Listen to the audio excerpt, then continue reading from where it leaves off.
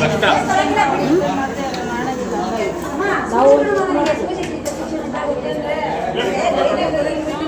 Sir ಪ್ರತಿ ವಾರ್ಡಿಗೂ ಹೋಗಿ ಊಟ ಕೊಡಬೇಕು ಅಂತ ರೂಲ್ಸ್ ಇದೆ ಅಲ್ವಾ? ನೀವೇನು ಇಲ್ಲೇ ಕೊಡ್ತಾ ಇದ್ದೀರಾ? ಏನು ಹೇಳಿ? ಗಾಡಿ ರೆಡಿ ಇಲ್ಲ ಅಂದ್ರಲ್ವಾ?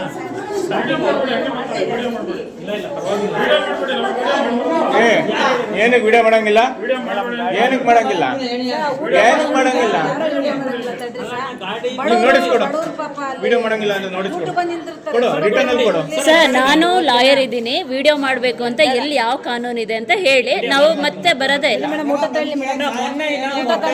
ಸರ್ ಊಟ ಕೊಡಿ, ಊಟ ಕೊಡಿ, ಊಟ ಕೊಡಿ, ಊಟ ಯಾರು ವಿಡಿಯೋ ಮಾಡೋದು? ಸರಿ ಮೇಡಮ್, ಇಷ್ಟು ಜನ ಇದ್ದಾರೆ ನೋಡಿ, ವಾರ್ಡಿಗೆ ಹೋಗಿ ಕೊಡಬೇಕು. ಕಷ್ಟಕ್ಕೆ ಬಂದಾಗ ನಾನು ಡಾಕ್ಟರ್ ಆಗಿದ್ದಾನೆ ಇಲ್ಲಿ. ಏನಕ್ಕೆ ವಿಡಿಯೋ ಮಾಡಂಗಿಲ್ಲ? ಸರ್ ಹಣ ಕೊಡಿ. ಅವರೊಬ್ರು ನೋಡಿ ಪೇಷಂಟ್ ಇದ್ದಾರೆ, ಅವ್ರಿಗೆ ಅಲ್ಲಿಂದ ಬರೋದಕ್ಕಾಗಲ್ಲ. ರೂಲ್ಸ್ ಪ್ರಕಾರ ನೀವು ವಾರ್ಡಿಗೆ ಹೋಗ್ಬಿಟ್ಟು ಅವ್ರ ಮನೆ ಕಡೆಯಿಂದ ಯಾರು ಇಲ್ಲ ಸರ್, ಹಂಗಾಗಿ ಅವರೊಬ್ಬರೇ ಮಾಡ್ಕೊಳ್ಳಲ್ಲ ಇಲ್ಲಿ ಯಾರು. ಅಟೆಂಡೆನ್ಸ್ ಬಂದಿರ್ತಾರೆ ಸ್ಟಾರ್ಟಿಂಗ್, ಆಮೇಲೆ ಮನೆಗೆ ಹೋಗ್ತಾರೆ, ಮನೆಯಿಂದ ಕರ್ಕೊಂಡ್ ಬರ್ತೀರಾ ನೀವು ಊಟ ಕೊಡ್ರಿ. ಊಟ ಕೊಡಿ. ಈಗ ಮಾಡ್ಬಾರ್ದು, ನೋಡಿಸ್ಕೊಡು, ರಿಟರ್ನ್ ಅಲ್ಲಿ ನೋಡಿಸ್ಕೊಡು. ಏನು ವಿಡಿಯೋ ಮಾಡಂಗಿಲ್ಲ? ಬಿಡಿ ಸರ್ ಬಿಡಿ ಬಿಡಿ. ಈಗ ಫಸ್ಟ್ ಊಟ ತಾಂಡ ನಿಮಗೆ ನಡೆಯೋದಕ್ಕಾಗಲ್ಲ, ಒಬ್ಬರೇ ಇದ್ದೀರಾ? ನಾವೊಬ್ಬರೇ ಇದ್ದೆ.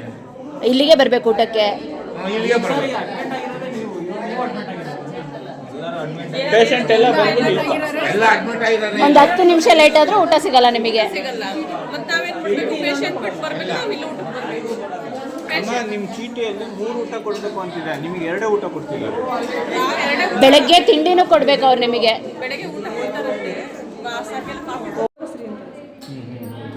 ಮೇಡಮ್ ನಿಮಗೆ ಟೋಕನ್ ಕೇಳ್ತಾರಲ್ಲ, ಈಗ ನಾನು ಇಲ್ಲ ಇರ್ತೀನಿ, ನೀವು ಪ್ರಶ್ನೆ ಮಾಡಲಿಲ್ಲ ಅಂದ್ರೆ ನಾನು ಪ್ರಶ್ನೆ ಮಾಡ್ತೀನಿ. ಬಾಳೆಹಣ್ಣು ಒಂದು ಕೊಳ್ತೋಗಿದ್ರು, ಒಂದೇ ಒಂದು ಬಾಳೆಹಣ್ಣು ಕೊಳ್ತೋಗಿದ್ರು, ದುಡ್ಡು ಇಸ್ಕೊಳ್ಳಿ. ಯಾಕೆ ಅಂದರೆ ಹಂಗೆ ಬರ್ತಿಲ್ಲ, ನಾನು ಹೇಳ್ತೀರ ನಿಮಗೆ ಇದಾಗ್ತಿದೆ ಅನ್ಸುತ್ತೆ. ಯಾಕೆ ಗೊತ್ತಾ? ಎಷ್ಟು ಕೊಡ್ತಾರೆ ಒಂದು ಊಟ? ಒಂದು ಪೇಷಂಟಿಗೆ ಆಗಲ್ಲ. ಹೊಟ್ಟೆ ತುಂಬ ಅಷ್ಟು ಊಟ ಕೊಡಲ್ಲ ನಿಮಗೆ. ಬೆಳಗ್ಗೆ ತಿಂಡಿ ಇಲ್ಲ, ಬೆಳಗ್ಗೆ ಈಗ ರಾತ್ರಿ ಊಟ 5:30 ಒಂದು ಬೆಳಿಗ್ಗೆ ಬಾಳೆಹಣ್ಣು ಕೊಡ್ತಾರೆ, ಸಂಜೆ ಮೊಟ್ಟೆ ಕೊಡ್ತಾರೆ. ಇಲ್ಲ, ಬೆಳಗ್ಗೆ ಮೊಟ್ಟೆ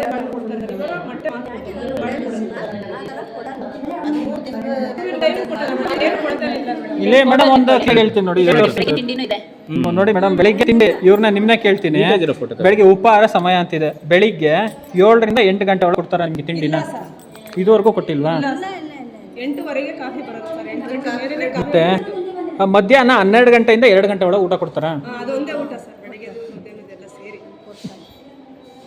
2ರಿಂದ 5 ವಿಶ್ರಾಂತಿ ಸಮಯ, ಸಂದರ್ಶನ ಸಮಯ 5ರಿಂದ ಗಂಟೆವರೆಗೆ. ಅದು ಮಾತ್ರ ರಾತ್ರಿ ಊಟನ 6 ಗಂಟೆಯಿಂದ 8 ಗಂಟೆ ಒಳಗೆ ಕೊಡಬೇಕು.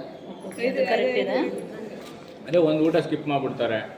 ಬೆಳಗ್ಗೆ ಊಟ ಇಲ್ಲ, ಬೆಳಗ್ಗೆ ತಿಂಡಿ ಇಲ್ಲ. ಇದುವರೆಗೂ ತಿಂಡಿ ಯಾರಿಗೂ ಕೊಟ್ಟಿಲ್ಲ.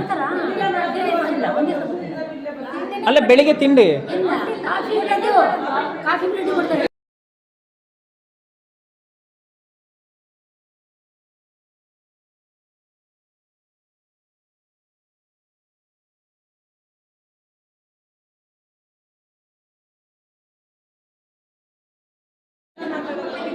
ಬೆಳಿಗ್ಗೆ ಇದ್ರೆ ನೀವು ಅಲ್ಲ, ಇವಾಗ ಬಿಡಿ, ಗಣೇಶ್ ಸರ್ ಇದೆ ಅಲ್ವಾ, ಗಣೇಶ್ ಸರ್ ಆಪ್ರೇಷನ್ ಮಾಡಿದ್ರೆ ನೀವೇ ಅಲ್ಲಿಗೆ ಹೋಗಿದ್ರ? ಗಣೇಶ್ ಸರೇ ಕರೆದಿದ್ರ ನಿಮ್ಮ ಪ್ರೈವೇಟ್ ಕ್ಲಿನಿಕ್ಕಿಗೆ?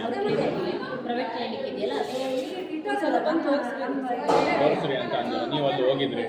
ಅಲ್ಲಿ ಹೋದ್ಮೇಲೆ ಮತ್ತೆ ಇಲ್ಲಿ ಬಂದು ಅಲ್ಲ ಯಾವ ಹಾಸ್ಪಿಟ್ಲಿಗೆ ಕರೆದಿದ್ರೆ ಹೇಳಿ? ಇಲ್ಲಿ ಹೇಳಿ, ಯಾವ ರೋಡ್ ಅಂತ ಏನಾರು ಗೊತ್ತಾ? ಗೋಡ್ರಾಮೇಶ್ವರ ಹತ್ರ. ಗೋಡ್ರಾಮೇಶ್ವರ ಹಾಸ್ಪಿಟಲ್ ಹತ್ರ ಇದೆ. ಇಲ್ಲಿಂದ ತುಂಬ ಪೇಷಂಟ್ಗಳು ಅಲ್ಲಿಗೆ ಹೋಗ್ತಾರಲ್ಲ, ಅಲ್ಲಿಂದ ಮತ್ತೆ ಮೇಡಮ್ ನಾನು ಕೇಳೋದು ಒಂದು ನಿಮಿಷ.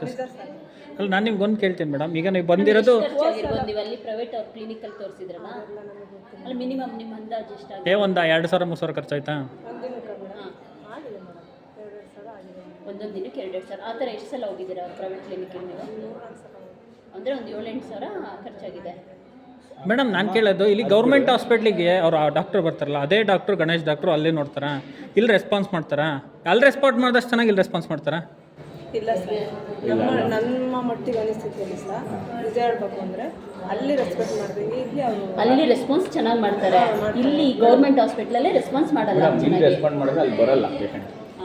ಗೊತ್ತಾಯ್ತಾ? ಅದೇ ಬಡವ್ರಿಗೆ ತುಂಬ ಪ್ರಾಬ್ಲಮ್ ಆಗ್ತಾ ಇದೆ ಇನ್ನು ಸರ್ ಅಂತಲ್ಲ ಆಮೇಲೆ ಅಲ್ಲ ನೀವೇನ್ ಕೆಲಸ ಮಾಡೋದು? ನಾವು ಕೂಲಿ ಮೇಡಮ್, ಕೂಲಿ ಬಿಟ್ಟು ಬಂದಿಟ್ಟು ತಿಂಗಳಾನ್ಗಟ್ಲೆ 2 ತಿಂಗಳಗಟ್ಲೆ ಇದ್ರೆ 6 ತಿಂಗಳಿಂದನೂ ಇಲ್ಲೇ ಇದ್ದೀರಾ? ಮಕ್ಕಳು ಚಿಕ್ಕವಿರ್ತವೆ ಬಿಟ್ಟು ಬಂದಿರ್ತೀವಿ ನಾವಿಲ್ಲ. ಅವ್ರು ಹೇಳಿ ಟೈಮ್ ನಾವು ಅವ್ರಿಗೆ ಪಾಲಿಸ್ತಾ ಇರ್ತೀವಿ, ಆದ್ರೆ ಅವ್ರು ನಮ್ಮನ್ನ ಪಾಲಿಸ್ತಾ ಇಲ್ಲ. ಅಮ್ಮ ಇಲ್ಲಿ ಬಂದ ಮೇಲಿಂದ ನಿಮ್ಗೆ ಎಷ್ಟು ಖರ್ಚಾಗಿದೆ 6 ತಿಂಗಳಿಂದ?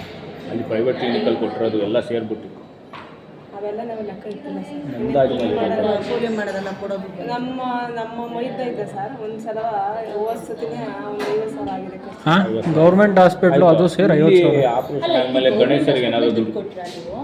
ಇಲ್ಲ ಪ್ರೈವೇಟ್ ಕ್ಲಿನಿಕ್ಕಿಗೆ ಕರ್ಸ್ಕೊಂಡು ಅಲ್ಲಿ ಇದು ಮಾಡ್ಕೊಂಡು ಮತ್ತೆ ಇಲ್ಲಿಗೆ ಕರೆಸ್ತಾರೆ. ನೆಕ್ಸ್ಟ್ ಡ್ರೆಸ್ಸಿಂಗು ಫಾಲೋಅಪ್ಪಲ್ಲಿ ಅದಕ್ಕೆ ಅವರು ಅಲ್ಲ, ನಮ್ಮಿಂದ ಇನ್ನೊಬ್ಬರಿಗೆ ಚೆನ್ನಾಗಿ ಉಪಕಾರ ಆಗುತ್ತೆ. ನಾವು ಮಧ್ಯಾಹ್ನ ನೋಡಿದ್ವಿ ರೆಸ್ಪಾನ್ಸ್ ಮಾಡಿದಾಗ ಅವಾಗಲೇ ನಮಗೂ ಗೊತ್ತಾಗಿತ್ತು. ನಮಗೇನಿದೆ ನಮಗೂ ಸಪೋರ್ಟ್ ಮಾಡೋಕ್ಕೆ ಈಸಿ ಇರುತ್ತೆ, ಹಂಗಾಗಿ ನಾವು ಇವಾಗ ಹೇಳಿದ್ದು. ಇಲ್ಲ ಮೇಡಮ್, ನಾವು ನಿಮಗೆ ಬಿಟ್ಟು ಅಂತ ಹೋಗಲ್ಲ. ಅವ್ರು ಬರೋ ತನಕ ನಾವು ಇಲ್ಲೇ ಇರ್ತೀವಿ, ತಲೆ ಕೆಡಿಸ್ಕೊಬೇಡಿ. ಯಾಕಂದರೆ ಇಲ್ಲಿ ನಾವು ಜಿಲ್ಲಾಸ್ಪತ್ರೆ 2-3 ಸಲ ಬಂದಿದ್ದೆ ಸರ್. ಅವಾಗ ಏನಾಗಿದೆ, ಕ್ಯೂರಿಂಗ್ ಆಗಿದೆ, ಹೋಗ್ರಿ ನಡೆದಾಡ್ರಿ ಅಂತಲೇ ಹೇಳಿದ್ರು ಸರ್. ನಡೆದಾಡಕ್ಕೆ ವಾಕರ್ ಹೇಳಿಲ್ವ ಅವರು? ವಾಕರ್ ಫಸ್ಟ್ ಕೊಟ್ಟಿದ್ರು ಸರ್. ಫಸ್ಟೆಲ್ಲ ವಾಕರ್ ಎಲ್ಲ ಕೊಟ್ಟಿದ್ರು. ಆಮೇಲೆ ಶಾಪಿಗೆ ಹೋದಾಗ ಇನ್ನು ವಾಕರ್ ಎಲ್ಲ ಬಿಟ್ಟು ನಡೀರಿ ಅಂತ ಹೇಳಿದ್ರು. ಶಾಪಲ್ಲ, ಅದು ಹಾಸ್ಪಿಟಲ್ ಕ್ಲಿನಿಕ್. ಗೊತ್ತಿಲ್ಲ. ಆವಾಗ ನಡೀರಿ ಅದನ್ನು ಬಿಟ್ಬಿಟ್ಟು ಅಂತ ಹೇಳಿದ್ರು. ಅವಾಗ ನಮ್ಮ ಮನೆಯವ್ರು ಅದನ್ನು ಬಿಟ್ಟು ನಡೆಯೋಕ್ಕೆ ಸ್ಟಾರ್ಟ್ ಮಾಡಿದ್ರು. ನಡೆಯೋಕ್ಕೆ ಸ್ಟಾರ್ಟ್ ಮಾಡೋಂಗೆ ಒಂದು 2 ತಿಂಗಳು 2 ತಿಂಗಳು ಚೆನ್ನಾಗಿ ನಡೆದ್ರು. ಆಮೇಲೆ ಮತ್ತದು ಅಲ್ಲ, ಆ ಬಿಲ್ಡಿಂಗಲ್ಲಿ ಇದ್ದವ್ರು ಏನು ಮಾಡಬೇಕು? ಆ ಕಡೆ ಬಿಲ್ಡಿಂಗ್ ಅವರು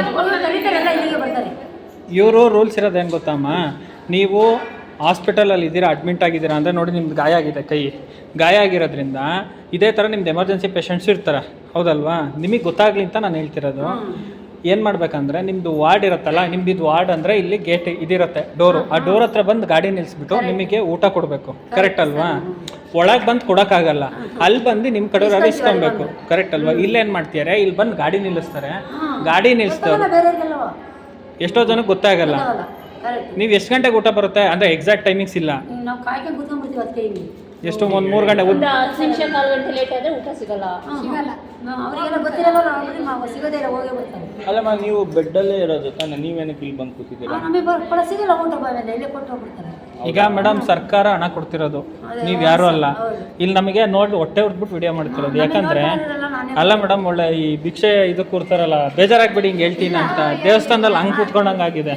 ನೀವೆಲ್ಲ ಕ್ವಶನ್ ಮಾಡಲಿಲ್ಲ ಅಂತಂದ್ರೆ ಅವರು ಇದೇ ಥರನೇ ಮುಂದುವರ್ಸ್ಕೊಂಡು ನಮಗೆ ಒಳ್ಳೇದಕ್ಕೆ ಹೇಳ್ತಾ ಇದ್ದೀರಿ.